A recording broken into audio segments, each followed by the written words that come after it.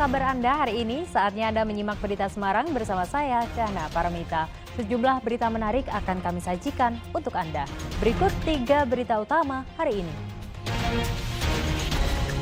Dampak pelarangan kiriman sapi seiring wabah penyakit mulut dan kuku atau PMK, harga sapi di Pasar Hewan Ambarawa, Kabupaten Semarang merangkak naik.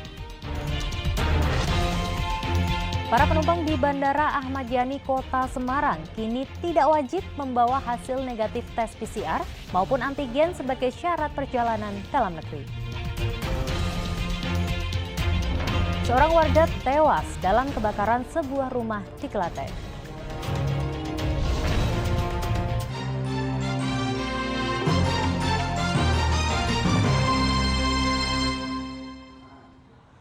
Informasi pertama untuk Anda, dampak pelarangan kiriman sapi dari Jawa Timur seiring banyak sapi terjangkit penyakit mulut dan kuku atau PMK, harga sapi di Pasar Hewan Ambarawa, Kabupaten Semarang merangkak naik.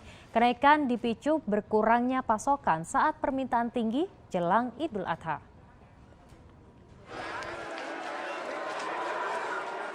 Seiring banyaknya sapi yang terjangkit penyakit mulut dan kuku, pemerintah Kabupaten Semarang melarang pengiriman sapi dari Jawa Timur. Dampaknya harga sapi di pasar hewan merangkak naik. Dari pantauan di Pasar Hewan Ambarawa Kamis pagi, harga sapi naik Rp3 juta per ekor. Kenaikan harga dipicu tingginya permintaan sapi mendekati Hari Raya Idul Adha. Namun pasokan sapi malah berkurang. Kenaikan harga dirasakan Nandang, pembeli asal Tasik Malaya, Jawa Barat. Sebelum Lebaran harga sapi potong dijual Rp30 juta, namun kini Nanang harus membelinya seharga Rp33 juta per ekor. Ya, dari Jawa Timur kan sekarang nggak bisa masuk Jawa Barat gitu. Harganya kenainya nggak berapa banyak ini Pak? Naiknya sampai 3 juta. Meskipun tertular PMK, petugas Dinas Pertanian, Perikanan dan Pangan Kabupaten Semarang memastikan sapi yang terkena PMK boleh dikonsumsi selama dimasak dengan benar. PMK itu untuk misalnya dikonsumsi, apa sih ada dampak nggak sih? Kalau untuk konsumsi, penyakit mulut dan kuku ini tidak mempunyai pengaruh kepada masyarakat ya, jadi ini aman dikonsumsi sebetulnya. Untuk penyakit mulut dan kuku ini, kami rasakan ini kami jadi lebih memperketat ya, namanya lalu lintas. Saat ini yang menjadi kendala kami adalah lalu lintas ternak ini yang di sini banyak ya, kami rasakan yang masih yang ke pasar hewan. Guna mencegah penularan PMK, seluruh sapi dari luar daerah yang akan masuk Pasar Hewan Ambarawa diperiksa petugas. Diduga 13 sapi dari luar daerah yang terkena PMK dibeli pedagang sapi di Kabupaten Semarang, kemudian menular ke sapi lain. Julianto melaporkan dari Kabupaten Semarang. Sementara itu, Dinas Pangan dan Pertanian Salatiga menggelar sosialisasi kepada pedagang daging sapi tentang pentingnya surat keterangan kesehatan hewan atau SKKH dari luar daerah. Banyaknya sapi dari luar daerah masuk Salatiga yang akan disembelih di rumah pemotongan hewan berpotensi menyebarkan penyakit mulut dan kuku atau PMK. Guna mencegah penularan PMK, Dinas Pangan dan Pertanian Salatiga menggelar sosialisasi kepada pedagang daging sapi tentang pentingnya surat keterangan kesehatan hewan atau SKKH dari luar daerah. Pedagang sapi wajib membawa SKKH yang dikeluarkan oleh Dinas Peternakan asal sapi. Kondisi sapi juga akan kembali dicek oleh dokter hewan sebelum disembelih. Meskipun di Salatiga belum ada sapi terjangkit PMK, pengecekan ini dinilai penting untuk memastikan kesehatan hewan. Supaya seperti dulu sapi lagi. Jadi dari impor, dari luar minta. Itu kita boleh mendatangkan sapi impor, bukan dagingnya loh ya, sapinya sapi hidup. Karena selama ini sapi lokal tidak bisa memenuhi kebutuhan kita, tidak bisa, karena tiap hari naik terus, gitu. Mbak Pri, kalau di Salatiga sendiri Mbak, untuk penurunan pembelian itu hingga berapa banyak, hingga berapa persen? Orang beli mungkin sekarang beli 2 kilo, sekarang 1 kilo itu ada penurunan nggak ya? Ada 50%. 50%. Ya. Kita beralih ke informasi lainnya, diduga kualitas bahan material buruk, bangunan sekolah di Batang roboh diterjang hujan lebat dan angin kencang. Pengurus sekolah bersama pemborong berjanji akan memberikan ganti rugi sebesar Rp100 juta.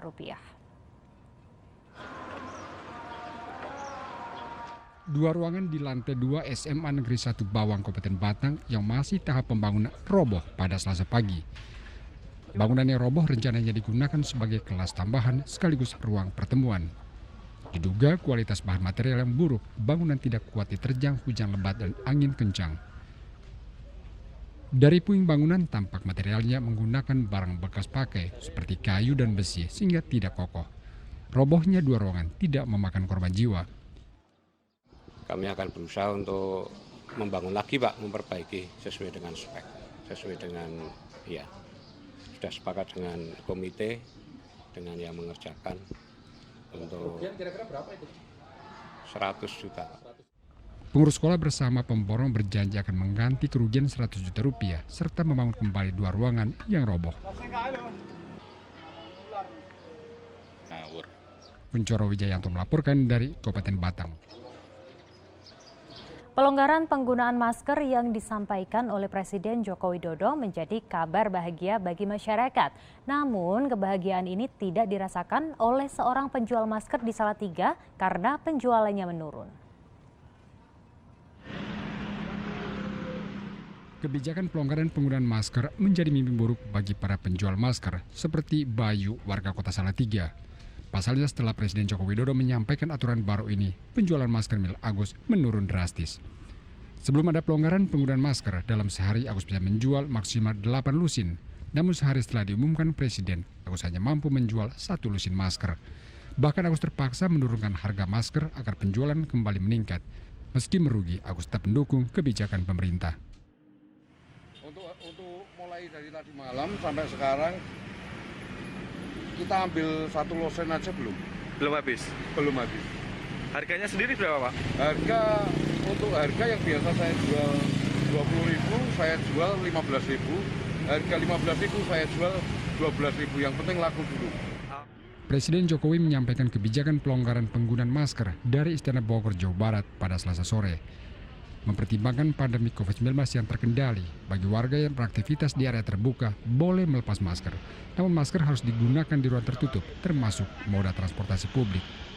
Dengan memperhatikan kondisi saat ini, di mana penanganan pandemi COVID-19 di Indonesia yang semakin terkendali, maka perlu saya menyampaikan beberapa hal.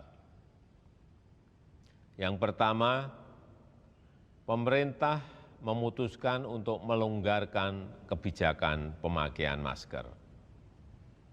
Jika masyarakat sedang beraktivitas di luar ruangan atau di area terbuka yang tidak padat orang, maka diperbolehkan untuk tidak menggunakan masker. Namun untuk kegiatan di ruangan tertutup dan transportasi publik tetap harus menggunakan masker. Jika pemerintah menerapkan kebijakan tidak memakai masker, masyarakat menilai penyebaran virus corona bukan sebagai pandemi, melainkan berubah menjadi endemi. Yulianto melaporkan dari kota Salatiga. Sementara itu di kota Semarang, puluhan orang yang menyambut baik pelonggaran penggunaan masker tidak lagi memakai masker saat beraktivitas di area terbuka. 2 hari usai Presiden Joko Widodo mengumumkan pelonggaran masker, puluhan warga yang beraktivitas di luar ruangan kini tidak lagi memakai masker. Di kawasan Simpang 5 Kota Semarang misalnya, banyak warga melepas masker saat berolahraga maupun berkumpul dengan keluarga dan teman. Namun ada pula sebagian warga masih menggunakan masker karena jadi kebiasaan selama 2 tahun terakhir saat keluar rumah sekaligus menghindari polusi udara. Berdasarkan data Dinas Kesehatan Kota Semarang, hingga Kamis pagi jumlah kasus COVID-19 terus menurun. Tercatat hanya 2 orang terpapar COVID-19. Malah lebih merasa nyaman kalau masker dibuka di ruang terbuka lah Mas. Karena kan kita perlu ini kan ya, oksigen dari pohon-pohon gitu. Sih setuju aja, ikut aja. Namun akan lebih baik kalau kita tetap memakai masker. Karena antisipasinya bukan masalah COVID saja, tapi antisipasi dengan polusi lainnya. Polusi lainnya ya. Itu aja saya setuju. Saya setuju, kalau setuju aja. Namanya kebijakan Presiden saya ikut. Para penumpang di Bandara Ahmad Yani Kota Semarang kini tidak wajib membawa hasil negatif tes PCR maupun antigen sebagai syarat perjalanan dalam negeri. Mulai 18 Mei 2022, pengelola Bandara Ahmad Yani Semarang tidak mewajibkan penumpang yang sudah vaksinasi COVID-19 tahap kedua dan ketiga atau booster untuk menunjukkan hasil negatif tes PCR maupun antigen. Namun bagi penumpang yang hanya mendapatkan vaksin tahap pertama, wajib menunjukkan hasil negatif tes PCR yang sampelnya diambil dalam kurun waktu 3 kali 24 jam atau negatif rapid test antigen yang sampelnya diambil dalam kurun waktu 1 kali 24 jam sebelum keberangkatan. Sedangkan penumpang di bawah umur 6 tahun tidak wajib syarat vaksinasi ataupun hasil negatif PCR dan antigen. Perjalanan dalam negeri yang telah melaksanakan vaksinasi COVID-19 dosis ketiga atau dosis kedua dapat melakukan perjalanan tanpa menunjukkan hasil negatif tes COVID-19. Sedangkan untuk pelaku perjalanan dalam negeri yang baru melaksanakan vaksinasi dosis pertama wajib menunjukkan hasil negatif PCR dalam kurun waktu 3 kali 24 jam sebelum keberangkatan atau rapid test antigen dalam kurun waktu 1 kali 24 jam